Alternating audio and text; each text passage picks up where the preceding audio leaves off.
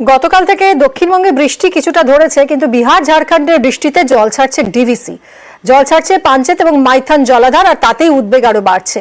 ৬৯,০০০ cusec জল ছাড়া হচ্ছে পাঞ্চেত থেকে, ফলে দক্ষিণবঙ্গের নদীগুলিতে জলস্তর বাড়ার আশঙ্কা থেকে যাচ্ছে। দক্ষিণবঙ্গের বিস্তীর্ণ এলাকা প্লাবিত হওয়ার আশঙ্কা থেকে যাচ্ছে, কারণ ডিভিসি ইতিমধ্যেই জল ছাড়ছে। মুখ্যমন্ত্রী মমতা বন্দ্যোপাধ্যায় যথেষ্ট উদ্বিগ্ন এবং তিনি মুখ্য সচিব তিনি ডিভিসির কর্তাকে নির্দেশ দিয়েছেন যাতে রাজ্যকে না জানিয়ে জল ছাড়া না হয়।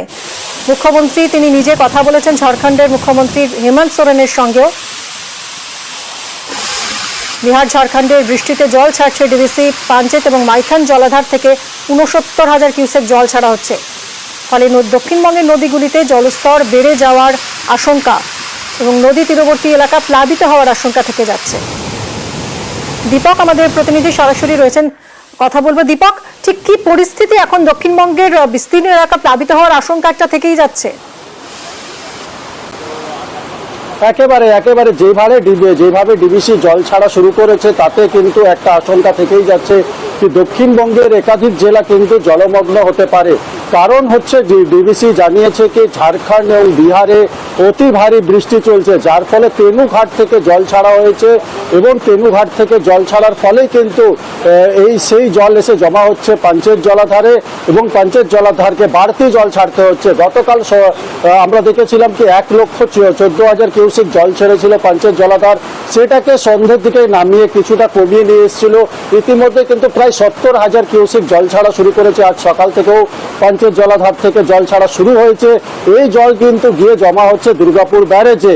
পাশাপাশি মাইথন জলাধার থেকেও কিন্তু জল ছাড়া শুরু করেছে। ৬,০০০ কিউসেক আজ সকাল থেকে জল ছাড়া শুরু করেছে ডিভিসির মাইথন জলাধার, এবং এই দুই জলাধারের জল কিন্তু দুর্গাপুর ব্যারেজে যাবে এবং দুর্গাপুর ব্যারেজ থেকে অতিরিক্ত জল ছাড়ার ফলে কিন্তু দক্ষিণবঙ্গের একাধিক জেলা যেমন হাওড়া, হুগলি, পূর্ব বর্ধমান তাদের বেশিরভাগ অংশই কিন্তু একটা জলমগ্ন হতে পারে, এমনটাই আশঙ্কা করা হয়েছে। ডিভিসি যদিও জানাচ্ছে কি জল ছাড়ার আগে কিন্তু জেলা প্রশাসনকে সতর্ক বার্তা দেওয়া হয়েছে যে ইতিমধ্যেই কিন্তু জেলা প্রশাসনের পক্ষ থেকে দামোদর উপকূলে যে এলাকাগুলো রয়েছে, গ্রামগুলো রয়েছে, তা ইতিমধ্যে খালি করে দেওয়া হয়েছে। কারণ হচ্ছে যেভাবে জল ছাড়া হচ্ছে এবং ঝাড়খণ্ড বিহারে যেভাবে টানা বৃষ্টি চলছে, আগামী সময় কিন্তু জল ছাড়বে ডিভিসি, এমনটা কিন্তু পরিষ্কারভাবে জানিয়ে দিয়েছে।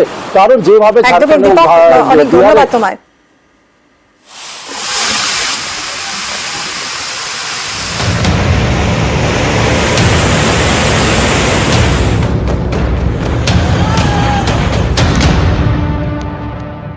গত কয়েকদিন ধরে দক্ষিণবঙ্গে দফায় দফায় বৃষ্টি, এতে বিভিন্ন এলাকা জলমগ্ন। এর মধ্যে আবারও জল ছাড়ল ডিভিসি।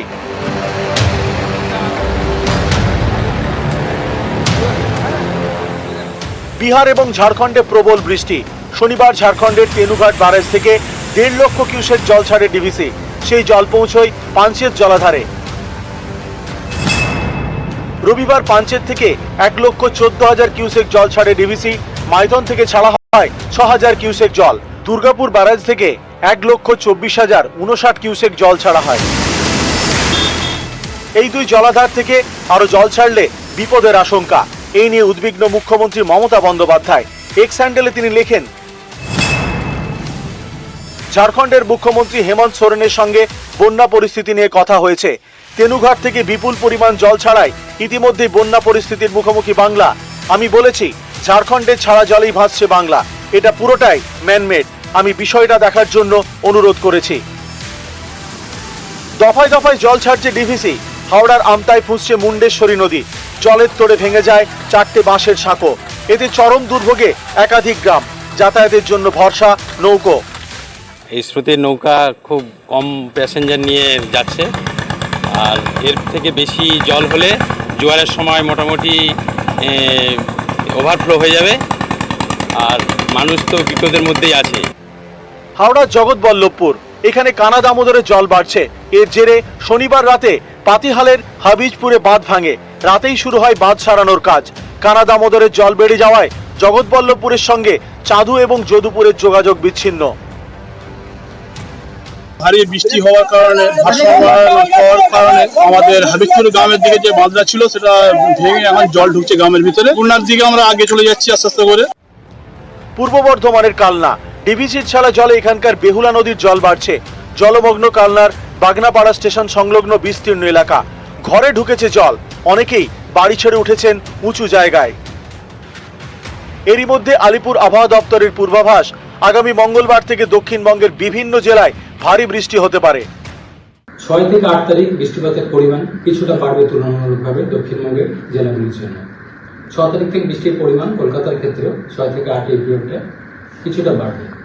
উত্তরবঙ্গের জন্য আগামী 5 দিন অর্থাৎ 4 থেকে 8 তারিখ পর্যন্ত বৃষ্টিপাতের পরিমাণ কিছুটা বাড়বে। নিউজ 18 বাংলা। একদিকে ভারী বৃষ্টি আর অন্যদিকে কোটাল, এই ভরা কোটাল এবং তার সঙ্গে ভারী বৃষ্টি, এই জোড়া ফলায় সুন্দরবনে যথেষ্ট দুর্ভোগের আশঙ্কা রয়েছে। পরিস্থিতির উপর সতর্ক নজর রেখেছে প্রশাসন। কাকদ্বীপ, গঙ্গাসাগর, বকখালিতে চলছে নজরদারি।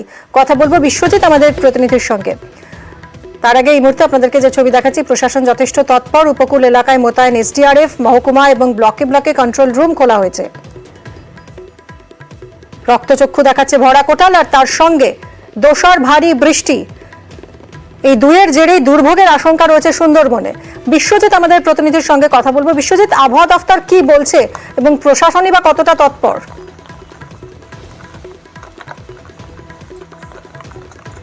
হ্যাঁ, দেখো, আবহাওয়া দপ্তরের পূর্বাভাস অনুযায়ী কিন্তু আজকে সকাল থেকে দফায় দফায় বৃষ্টি হয়ে চলেছে কাকদ্বীপ সহ উপকূলীয় এলাকাগুলিতে। স্বাভাবিকভাবে আজকের একদিকে এই বৃষ্টি এবং অন্যদিকে অমাবস্যার কোটাল জোড়া ফলায়, যেটা তুমি বলছিলে, একেবারে কিন্তু সেই পরিস্থিতি কিন্তু হতে চলেছে। কারণ একদিকে যদি জল বাড়ে এবং যদি বৃষ্টি প্রচুরভাবে হয়, এইভাবে যদি চলতে থাকে, তাহলে সুন্দরবন এলাকায় যে কাঁচা মাটির যে বাঁধ রয়েছে সেগুলো ক্ষতিগ্রস্ত হওয়ার আশঙ্কা রয়েছে। সেই মতো কিন্তু প্রশাসনের তরফ থেকে কিন্তু এই সমস্ত কাঁচা যে বেহাল মাটির বাঁধগুলি রয়েছে সেখানে কিন্তু নজরদারি করার কথা বলা হয়েছে। গঙ্গাসাগর এবং বকখালি পর্যটন কেন্দ্রে সেখানে কিন্তু সিভিল ডিফেন্সের কর্মীদেরকে মোতায়েন করা হয়েছে এবং এই যে সমগ্র পরিস্থিতিটার জন্য কিন্তু প্রতিটা ব্লক, সুন্দরবনের প্রতিটা ব্লককে কিন্তু ব্লকে কন্ট্রোল রুম খোলা হয়েছে। সেখান থেকে ফোনের মাধ্যমে প্রতিটা উপকূলীয় এলাকাতে নজরদারি চালানো হচ্ছে। তার পাশাপাশি এই যে সমগ্র পরিস্থিতি, কি পরিস্থিতি ঘটছে, সেই সমস্ত পরিস্থিতি দিকে কাকদ্বীপ মহকুমা শাসকের দপ্তরে একটা মেগা কন্ট্রোল রুম রয়েছে, সেখান থেকে কিন্তু পুরো এলাকা কিন্তু নজরদারি চালানো হচ্ছে। তবে স্থানীয় বাসিন্দারা একটু হলেও আতঙ্কিত হয়ে রয়েছে, কারণ একদিকে এই বৃষ্টি এবং অন্যদিকে অমাবস্যার কোটাল, দুয়ে মিলেমিশে কিন্তু একটা ক্ষতির আশঙ্কা করা হচ্ছে। তবে এই মুহূর্তে প্রশাসন তো তৎপর রয়েছে, পরিস্থিতির দিকে নজর রেখেছে। মিমি, ধন্যবাদ বিশ্বজিৎ। এই মুহূর্তে সেই ছবি আমরা দেখছি, উপকূল এলাকায় মোতায়েন রয়েছে এসডিআরএফ, কারণ অমাবস্যার কোটাল আর সেই সঙ্গে ভারী বৃষ্টি, এই জোড়া ফলায় দুর্ভোগের আশঙ্কা সুন্দরবনে। পরিস্থিতির উপর সতর্ক নজর প্রশাসনের।